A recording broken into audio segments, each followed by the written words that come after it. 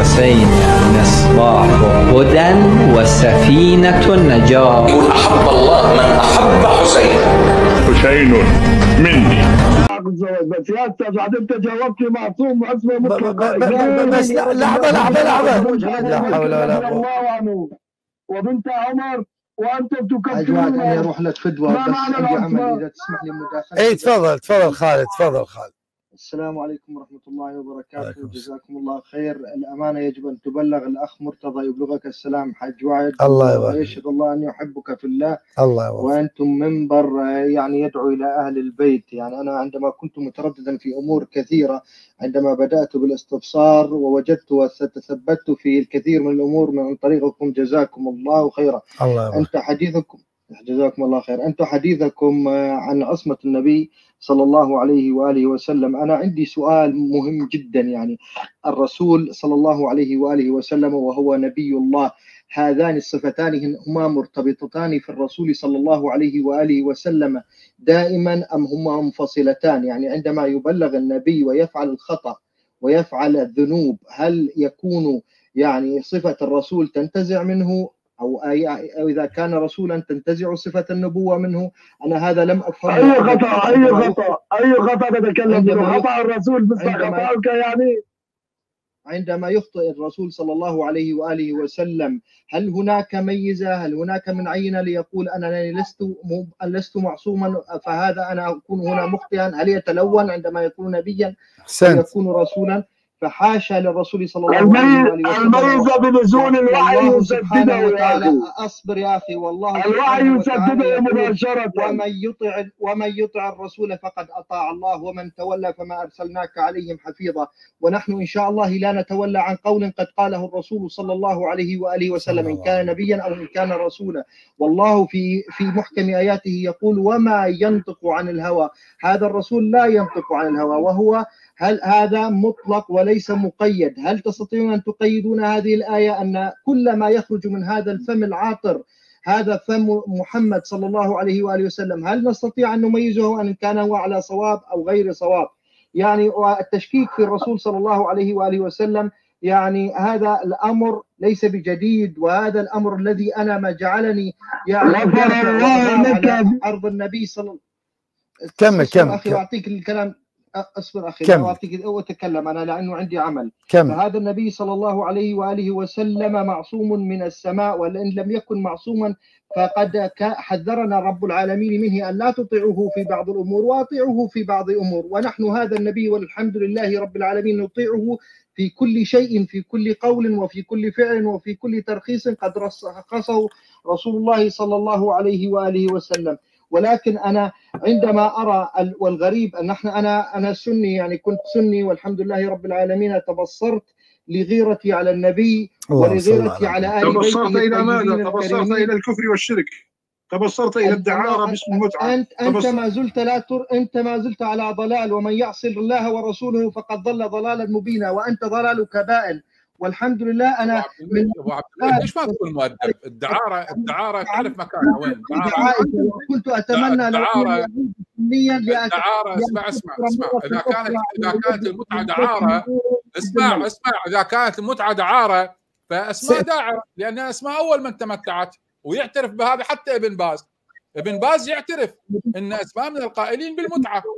اي خالتك اسماء وصفها بهذا الوصف. ومعاوية تزوج مولاة بنت الحضرة المتعة. إذا معاوية إمامك معاوية هو أكبر الدواعر لأنه تزوج متعة. تقبل؟ ليش ما تكون مؤدب؟ ليش لما الواحد يطيح حظك يلا كون مؤدب؟ رجل شيخ 30 سنة لحيتك واصلة للصرة، تأدب. يعني هي أزمة أخلاق سيدنا، حقيقة عندنا أزمة أخلاق.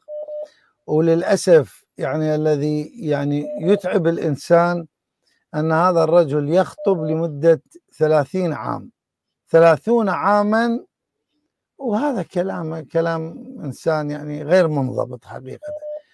أخونا خالد الله يرحم والديك، وفرحتني أنه سمعت، أنا ما كنت أعرف أنه أنت إنسان سني وبعد ذلك أصبحت شيعي، واصبحت شيعي انا حاولت من زمان اخي وعد، حاولت اتواصل معك حتى على الواتساب، لكن انا انحضرت يعني، ما اعرف من الاخوان اللي حضروني ولا كذا، انا متابع لك من القديم يعني. طيب شو اول شيء اثر فيك وجعلك ترى نور محمد وآل محمد؟ اول شيء هل هي يعني مكانة النبي صلى الله عليه وآله عند القوم، ولا ايش اول قدحة، اول برنامج، اول كتاب؟ اول قدحة كانت قدحتان اخي وعد اذا سمحت لي. القدحة الاولى هو حق الامام علي سلام الله عليه وظلمه عند اهل السنة، لانني لما عندما كنت احضر وانا كنت اخطب في المساجد لم يذكر اسم علي الا القليل، وعندما يذكر رابعا، ونحن نعلم عندما تذكر الاول والثاني والثالث فالافضليه للاول والثاني في كل جمعه نذكر يا رجل اتق الله في نفسك. ذكر علي بن ابي طالب كان معصوما، والشراره الثانيه في كل جمعه نذكر التي فتحت قلبي عندما سمعت في كل حديث من العوام رجل خطيب. في كل جمعه نذكر ابي بكر وعمر في كل جمعه نذكر، وايضا عندما نستدل ببعض ما يقوله. اصبر يا ابا عائشه، لكن عندنا ابو بكر وعمر وعثمان رضي الله عنهم مقدمين. لك فضيله علي يا ابا عائشه، لك فضيله علي انك لا ابدا. علي بن ابي طالب في كل جمعه نذكره، لكن ليس عندنا مقدمه. يقول لك انت سبب استبصار يا ابو عائشه، وترك فضيله علي يا ابو عائشه والله، وانا كنت وددت لو عدت سنيا واستبصرت ايضا بسبب معاويه وابا عبد الملك صراحه يعني. انا اهلي سنه وكلهم سنه، ولا والله اذا كنت رجلا تملك ذره من الشجاعه والجرأه تعال ناظرني، وإذا كنت ماشي يلا أناظرك وأنا على ولاية علي سلام الله عليه، ماشي، وأنا أناظرك وجاهز لهذا الأمر. ولكن الشرارة الأخرى أخي وعد، أنا آسف أطلت عليك، الشرارة الأخرى التي كانت هي قاسمة بالنسبة لي حديث عمار تقتله الفئة الباغية يدعوهم إلى الجنة ويدعونه إلى النار، فكيف يتساوى ممن يدعو إلى الجنة وممن يدعون إلى النار؟ هؤلاء أئمة الكفر، أئمة أهل النار، يوم ندعي كل أمة بإمامهم. فأنا أتبرأ أن يكون هذا الرجل له نصيبا من حياتي أو من عقيدتي أو من أي شيء. اللهم أني أبرأ إليك مما فعل معاوية ومما فعل أعداء أهل البيت. اللهم أني أشهدك من على هذا المنبر أني أناصر محمد صلى الله عليه وآله وسلم في كل ما أتى به، وأناصر أهل بيته الطيبين الطاهرين، وأناصر فاطمة الزهراء أطلبها يوم القيامة. وهذا يا أخ وعد أبشرك أن الكثير ولله الحمد والفضل الكثير ممن يستبصرون بسبب هؤلاء الأشخاص، بسبب الأخ أبو عائشة وعبد الملك ومعاوية، فهم يعني سبحان الله يخرجون ما في هذه الكتب، يخرجون ما في الكتب من أمور. عندما كنا نحدث الناس أن هذه الكتب مليئة بالأمور التي تسيء إلى النبي وتسيء إلى حتى الصحابة وتسيء إلى بيت الرسول صلى الله عليه وسلم، كانوا يكذبون. فهؤلاء خير دليل على ما هذه الكتب، هم يظهرون ما في باطن الكتب ولله الحمد والمنة. ولكن أهل السنة لا يعترفون فيهم، الأغلبية العظمى طبعا، أنا لا أتحدث عن الكامل، الأغلبية العظمى. ونحن الحمد لله رب العالمين قد ركبنا سفينة النجاة، سفينة محمد وآل محمد. وجزاك الله أخي وعد أنت والعاملين على هذه القناة خير جزاء. أنا والله يعني والله الآن قبل أن تكمل، الآن الأخوة السيد حيدر الحلو والأخ حمد سليمان وصفوة وكذلك بدر، كل الأخوة أوبزيرفر دعموا القناة. عندما يسمعون صوت المستبصر كلهم يرتاحوا، لأن معناها القناة منتجة، معناها القناة يسمعوها ويستبصر بسببها الكثير. ووالله يعني مهما كان فينا التعب أخونا خالد، لكن عندما نسمع أصواتكم وتقولون نحن نتابع ونتأثر واستبصرنا وركبنا سفينة النجاة، وبعد ذلك يكونون من أرحامكم من أهليكم، تأثيركم يكون أقوى وأقوى، كله بسبب هذه المتابعات. والله ينغسل كل التعب فجزاك الله خير الجزاء والله يرحم انت تعلم اخي وعد، انا اسمح لي بثواني بسيطه. احنا العذاب الذي نمر فيه ليس بالهين على المستبصرين، فنحن نعاني ما نعاني منه، ولكن انا احب، انا الحمد لله استبصرت منذ مده ليست بطويله، وانا باحث من 10 سنوات، يعني لم استبصر كذا لهوى عقلي ولا لهواي، انا استبصرت على الحقيقه. لكن احب في هذه القناه الكريمه أن أتشاهد وأعلن استبصاري بشكل عام، يعني أخفي هذا الأمر منذ مدة، حتى يعني الأصحاب والكذا لا يعلم إلا المقرب مني لا يعلم هذا الأمر. يعني بس لحظة، يعني هذه أول قناة راح تعلن بها إعلان للناس الشهادات الثلاثة؟ نعم، أنا لم أقولها على أي قناة، لكن أنا يا الله هذا سمحت لي سيدنا، هذا خير ساقه الله لك. اللهم صل على محمد. الشهادة الثالثة بدعة يا خالد، الشهادة الثالثة اللهم صل على محمد. الشهادة الثالثة بدعة. أبو عائشة أنت تقول عوام الناس يستبصرون، هذا الرجل خطيب، يلا شنو رأيك الآن؟ اللهم هذا عامي. لا خطيب جامع، شنو عامي؟ والله عامي، والله عامي. أنا لست عامي والله درس على المشايخ، درس على العلماء. من هو مشايخه؟ سميني مشايخه لكي أحاورك يا باي. عامي. أنا جاهز أنت عامي يا باي. عامي. حاورة أبو عائشة، حاورة ناظرة، الأخ ناظرة. سميني مشايخك، من هم مشايخك؟ يلا. يا أبا، أنا الشيخ فواز النمر. من؟ شيخي ولله الحمد، الشيخ فواز النمر، إذا علمت به. هذا شيعي يا أخي أبو عائشة. هذا شيعي، مو النمر اللي بالسعودية، ايش بيك؟ اقدر اخونا خالد، اقدر اكتب الدولة في الاعلان ولا شوية؟ ماكو اي مشكلة، انا سوري ما عندك اي مشكلة. ما عندك اي مشكلة. طيب سيدنا الكريم، تسمعني سيد ميثم؟ نعم حجي. انت ابو عائشة لا تستطيع ان تنقذ رقبتك من السنة، ولا كيف تستطيع ان تنقذ رقبتك؟ لا يا حبيبي، انا على وسادة عالية، والله لا تستطيع ان تنقذ رقبتك من الازهر ومن من اهل السنة. انا على وسادة عالية. تراك ركاب عبد الملك معك يا ابو عائشة. هذا النبي عندك النبي عملوا فيه الجراحات، 3 عمليات تشريحيه. الخوف عليك انت معبود. 3 عمليات يشقون صدره. لو انت طالب 3 عمليات يا ابو عائشه. لو انت يعني 3 عمليات. جبريل عليه السلام عمل عمليه للنبي صلى الله عليه وسلم. الان لحظه ابو عائشه، الان الاخ علي الحسن ايضا تبرع نصرة للأخ الحبيب خالد من سوريا. العامي هو الذي يتشيع، العامي هو الذي يكون صوفي، حتى من دخل في الصوفية هذا عامي. هذا قلبه طاهر أبو عاشر، قلبه طاهر، قلبه طاهر، غير ملوث. هو أساس استبصاره.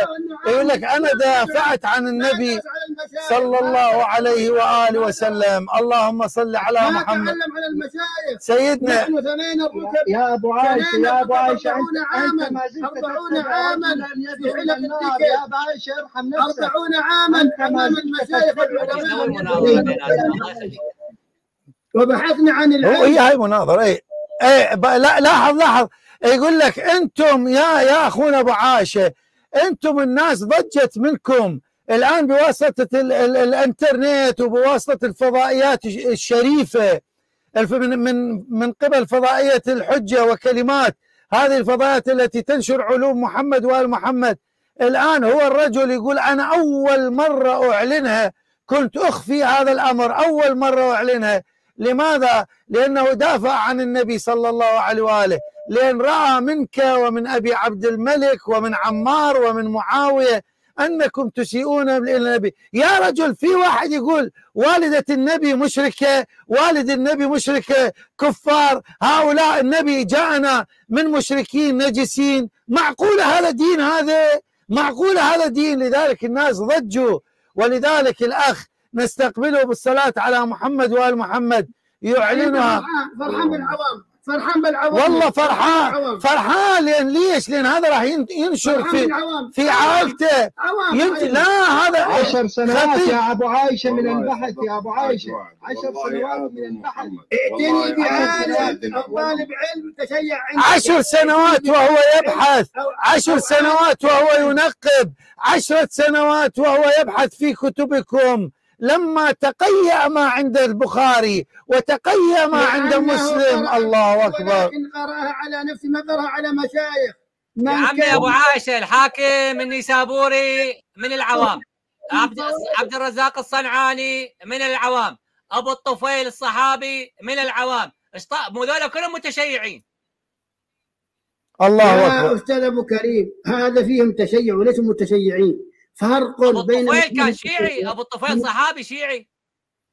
يا أستاذ أتكلم عن أبو الرزاق الصنعاني، دعني أنا أبو الطفيل، أنا أتكلم صحابي شيعي. تقول أبو عبد الرزاق الصنعاني، أبو الطفيل صحابي، من كان من أصحاب الإمام علي شيعي. أنا أتكلم عن الصنعاني يا رجل. الصنعاني في تشيع صح.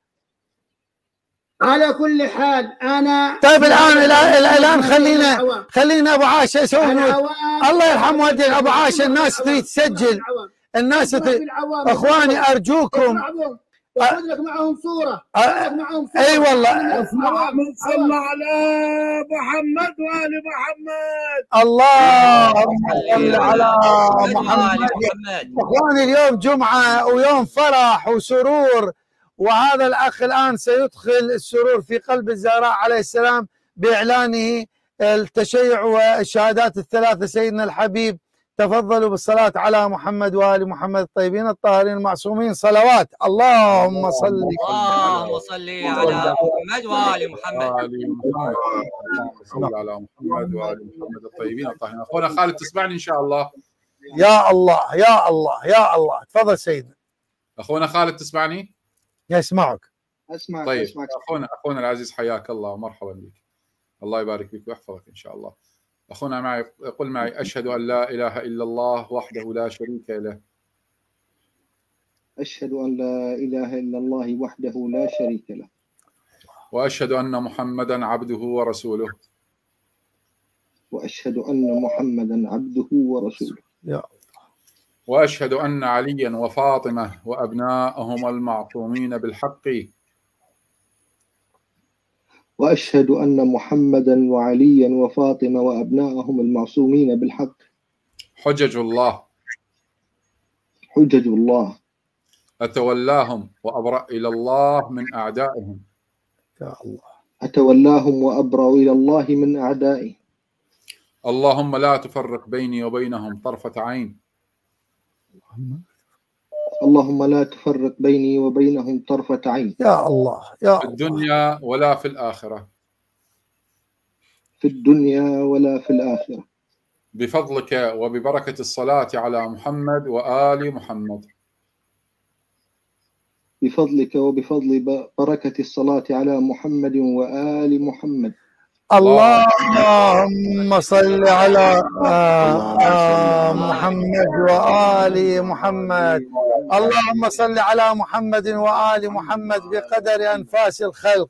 اللهم صل على محمد وآل محمد بقدر حبات رمل كربلاء والنجف وتراب الأئمة المعصومين ومن قبلهم محمد صلى الله عليه وآله. اللهم بارك لنا في استبصار هذا الأخ وإعلان الاستبصار. اللهم اجعلها لنا وله يوم نلقاك يا أرحم الراحمين. اللهم إنه قال: أرجو أن تتقبلني الزهراء عليها السلام من الموالي له. اللهم تقبله يا أرحم الراحمين.